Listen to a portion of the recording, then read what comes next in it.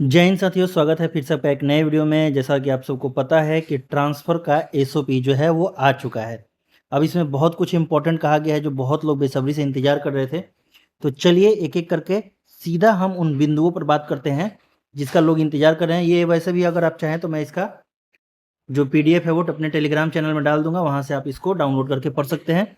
लेकिन इसमें जो समझने वाली चीज़ें हैं हम सीधा उस पे चलते हैं और आपको वो पॉइंट समझाते हैं। यहाँ पे देखिए, यहाँ पे जो नियमावली में क्रियान्वयन हेतु मानक संचालन प्रक्रिया को निम्नलिखित रूप से अधिसूचित किया जाता है, इसमें हम एक-एक करके पॉइंट को समझेंगे। तो देखिए यहाँ पे सबसे पहला पॉइंट जो है वो आपको पहला पॉइंट देखिए, बहुत ही इम्पोर्टेंट पॉइंट है। प्रथम सवयार में नियमावली की कंडिका 3(9) में अंकित 5 वर्ष की न्यूनतम अवधि संबंधी शर्त को मात्र स्थानांतरण हेतु आवेदन देने के निमित्त स्थिर रखा जाएगा। यानी कि जो पहले 5 साल का बाउंडेशन था कि अगर आपका ट्रांसफ़र हुआ है तो 5 साल तक आपका ट्रांसफ़र नहीं होगा, तो इस चीज़ को फिलहाल रोक दिया गया है। अगर आपने अपने विद्यालय में 1 साल 2 साल भी कंप्लीट किया है तो आप ट्रांसफ़र के लिए एलिजिबल हैं, आप ट्रांसफ़र के लिए ऑप्ट कर सकते हैं। ऐसा बाउंडेशन नहीं है कि आपने 5 साल कंप्लीट किया है तो ही आपको ट्रांसफ़र का मौका मिलेगा, ठीक है? तो ये पहला पॉइंट हो गया। दूसरा पॉइंट देखिए, ये भी बहुत इम्पोर्टेंट है। अब जो लोग वेट कर रहे थे कि भाई हमारा भी ट्रांसफ़र हो जाएगा, तो ये उनको थोड़ा-सा परेशान कर सकता है। लिखा है कि परिवीक्षा अवधि में रहने वाले शिक्षक हो, प्रधानाध्यापक हो, प्रधान शिक्षक हो, वैसे लोग पात्र नहीं होंगे भाई। यानी कि जो लोग अभी प्रोबेशन में हैं, जिनका प्रोबेशन कंप्लीट नहीं हुआ है, वैसे लोगों को ट्रांसफ़र के लिए आवेदन करने का मौका नहीं मिलेगा। जी हाँ, बिल्कुल सही सुना आपने। जो भी प्रोबेशन में शिक्षक हैं, चाहे वो प्रधानाध्यापक है या प्रधान शिक्षक हैं, वो लोग इसमें पार्टिसिपेट नहीं कर पाएँगे, यानी कि वो ट्रांसफ़र के लिए आवेदन नहीं करेंगे। मतलब सीधा-सीधा आप समझ जाइए कि टीआरई 3 और आपका जो प्रधान शिक्षक है और प्रधानाध्यापक, क्योंकि वो भी एक ही साल कंप्लीट हुआ है, तो वैसे लोग जो हैं वो ट्रांसफ़र के लिए एलिजिबल नहीं हैं, वो लोग एप्लीकेशन नहीं दे सकते हैं। चलिए अगला पॉइंट देखते हैं कि स्थानांतरण हेतु सेवा अवधि, कार्य अनुभव इत्यादि की गणना हेतु शैक्षणिक वर्ष की समाप्ति की तिथि 31 मार्च 2026 को कट ऑफ डेट रखा गया है। जो अंक का मैंने आपको बताया था कि अंक के आधार पे वरीयता वगैरह सूची बताया जाएगा, तो उसमें जो कट ऑफ डेट दिया गया है वो 31 मार्च 2026 का रखा गया है, ठीक है? चलिए एक और सवाल, जो कि बहुत सारे लोग कह रहे थे कि भाई हमारा तो अभी-अभी जस्ट ट्रांसफ़र हुआ है, तो क्या हमें फिर से मौका मिलेगा ट्रांसफ़र का? तो बिल्कुल मिलेगा भाई। यहाँ चौथा पॉइंट वही कह रहा है कि विगत 2 वर्षों में स्थानांतरित शिक्षक, ब्रैकेट में देखिए पारस्परिक स्थानांतरण सहित, यानी कि म्यूचुअल ट्रांसफ़र को साथ में लेके भी इस चरण के लिए स्थानांतरण हेतु पात्र होंगे। यानी कि जो लोग अभी इसके पहले ट्रांसफ़र हुआ था पति-पत्नी के आधार पे, असाध्य रोग के आधार पे, ठीक है? उसके बाद म्यूचुअल ट्रांसफ़र लेकर आए थे और जनरल ट्रांसफ़र में भी कुछ लोग इधर-उधर हुए थे। तो वो लोग भी अगर चाहें तो दोबारा से ट्रांसफ़र के लिए ऑप्ट कर सकते हैं, ट्रांसफ़र के लिए आवेदन दे सकते हैं। विभाग ने उनको भी नहीं रोका है।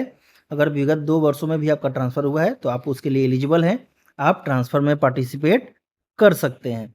चलिए अगला देखिए पॉइंट, एक-एक करके सारे पॉइंटों को समझाता चलूँगा क्योंकि यही मेन है, जो बहुत सारे लोगों का सवाल था। अगला क्वेश्चन है कि विभाग द्वारा निर्गत मानक मंडल के आधार पे विद्यालयवार शिक्षकों की आवश्यकता के गणना हेतु शैक्षणिक सत्र 2025-26 के नामांकन को आधार माना जाएगा, ठीक है? तो ये जो है पॉइंट, ये भी बहुत इंपॉर्टेंट पॉइंट है। बहुत बार लोग नाराज़ होकर कोर्ट का दरवाज़ा जो है वो खटखटा लेते हैं। तो ये चीज़ स्पष्ट कर दिया गया है कि 2025-26 में जो नामांकन था, ठीक है? उसी के आधार पे हम शिक्षक जो है वो विद्यालय में देंगे और उसी के आधार पे जो समायोजन होगा, जो ट्रांसफ़र होगा, वो इसी के आधार पे होगा, ठीक है? तो ये भी पॉइंट क्लियर हो गया। छठा पॉइंट देखिए, बहुत इंपॉर्टेंट पॉइंट है ये भी। शिक्षक अधिकार नियम अधिनियम 2009 के प्रावधानुसार ही प्रारंभिक विद्यालय के शिक्षकों की आवश्यकता का आकलन किया जाए।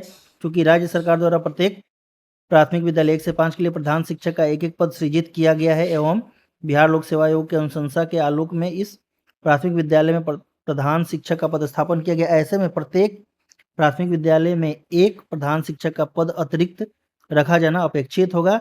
शिक्षक की आवश्यकता का आकलन करते समय इस बात का भी ध्यान रखा जाना अपेक्षित होगा कि प्रत्येक शिक्षक के लिए विद्यालय में कम से कम 1 वर्ग कक्ष उपलब्ध हो, ठीक है?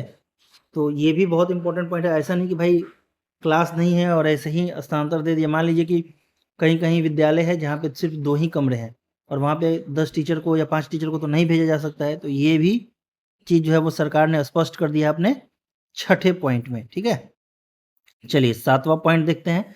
7वें पॉइंट में कहा गया है कि समायोजन समानुपातीकरण हेतु अधिशेष, अधिशेष का मतलब है यहाँ पे सरप्लस जो शिक्षक है, सरप्लस शिक्षकों वाले विद्यालय एवं शिक्षक अभाव वाले विद्यालयों की सूची विभागीय पोर्टल पर प्रकाशित की जाएगी। ये बहुत ही इंपॉर्टेंट पॉइंट है। अब जैसे ही ये सूची प्रकाशित कर दी जाएगी तो जो लोग भी उस एरिया में ट्रांसफ़र चाहते होंगे उनको पता चल जाएगा कि भाई किस विद्यालय में सीट खाली है, तो हम वहीं ट्रांसफ़र के लिए आवेदन देंगे। अगला पॉइंट कहता है कि सरप्लस एवं अभाव वाले विद्यालयों का जिला द्वारा सत्यापन के उपरांत सरप्लस शिक्षक के रूप में ऐसे शिक्षकों को चिन्हित करने की प्रक्रिया निम्नवत होगी। मतलब जो सरप्लस शिक्षक है उनको कैसे चिन्हित किया जाएगा? तो देखिए पहले पॉइंट में कहता है कि 5 वर्ष या इससे अधिक अवधि से संबंधित विद्यालय में पदस्थापित हैं तो उन्हें सरप्लस शिक्षक माना जाएगा। 5 वर्ष या इससे अधिक अवधि से पदस्थापित शिक्षकों की संख्या 1 से अधिक हो तो पदस्थापन अवधि के घटते क्रम में सरप्लस शिक्षक को चिन्हित किया जाएगा। बहुत ही इंपॉर्टेंट पॉइंट है, ठीक है। चलिए अगला पॉइंट देखिए। किसी विद्यालय में पदस्थापित सभी सरप्लस शिक्षकों की श्रेणी, ठीक है। तो ये भी एक बहुत ही इंपॉर्टेंट पॉइंट हो जाता है। ये जो 2 नंबर है पॉइंट, उसको देखिए कि 5 वर्ष से कम होने की स्थिति में उन्हें पदस्थापित शिक्षक को सरप्लस शिक्षक के रूप में चिन्हित किया जाएगा। बहुत ही इंपॉर्टेंट पॉइंट है भाई, बहुत ही इंपॉर्टेंट पॉइंट है। यहाँ पे अगर आप ध्यान से देखेंगे तो एक बार फिर से देखिए, किसी विद्यालय में पदस्थापित सभी सरप्लस श्रेणी के शिक्षकों की पदस्थापन अवधि 5 वर्ष से कम होने की स्थिति में उस विद्यालय में सबसे कम अवधि से पदस्थापित शिक्षक को सरप्लस शिक्षक के रूप में चिन्हित किया जाएगा। यानी कि मान लीजिए कि मेरे विद्यालय में 5 शिक्षक हैं, ठीक है, और उसमें से 4 शिक्षक ने 5 वर्ष से कम का जो है वो काम किया है, पाँचों, ठीक है। अब उसमें मान लीजिए किसी ने 4 साल किया, किसी ने 3.5 साल किया, किसी ने 2.5 साल किया, तो जो 2.5 साल वाला होगा वही सरप्लस शिक्षक के रूप में चिन्हित किया जाएगा, ठीक है। क्लियर है? बाकी जो पॉइंट है इसमें आप पढ़ लीजिएगा, ये कुछ खास इंपॉर्टेंट नहीं है। और जो इसके पहले अधिसूचना जारी की गई थी उसमें भी ये चीज़ों का जिक्र किया गया है कि आप मैक्सिमम 30 विद्यालयों का जो है वो विकल्प दे सकते हैं, ठीक है।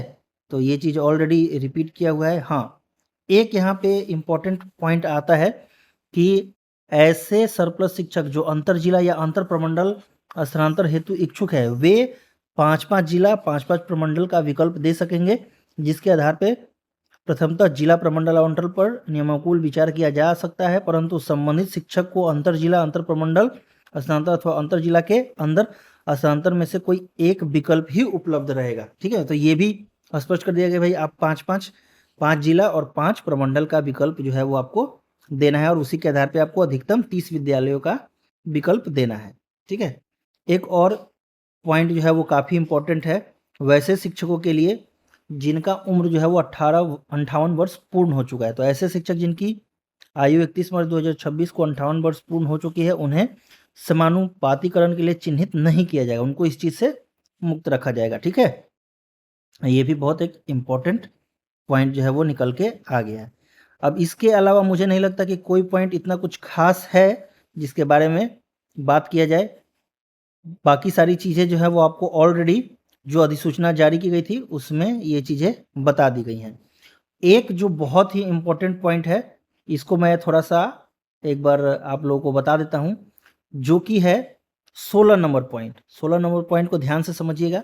ऐसे शिक्षक जो म्यूचुअल एवं जनरल ट्रांसफ़र दोनों के लिए आवेदन करते हैं एवं उनका पारस्परिक स्थानांतर होने की स्थिति में सामान्य स्थानांतर हेतु दावे पर विचार नहीं किया जाएगा। यानी कि अगर आपका म्यूचुअल ट्रांसफ़र हो चुका है और फिर आप सोच रहे हैं कि चलिए मनचाहा नहीं मिला या फिर उसके अलावा भी कोई हम जनरल ट्रांसफ़र में भी डाल के निकाल दे, तो भाई ये नहीं होगा आपको। अगर आपने म्यूचुअल ट्रांसफ़र आपको मिल गया तो आप जनरल ट्रांसफ़र पे एप्लीकेशन नहीं कर सकते हैं और उस पर आप दावा भी नहीं कर सकते और विभाग भी इस चीज़ को नहीं मानेगा, ठीक है। तो इसलिए आप ध्यान से कीजिएगा, दोनों मत कीजिएगा।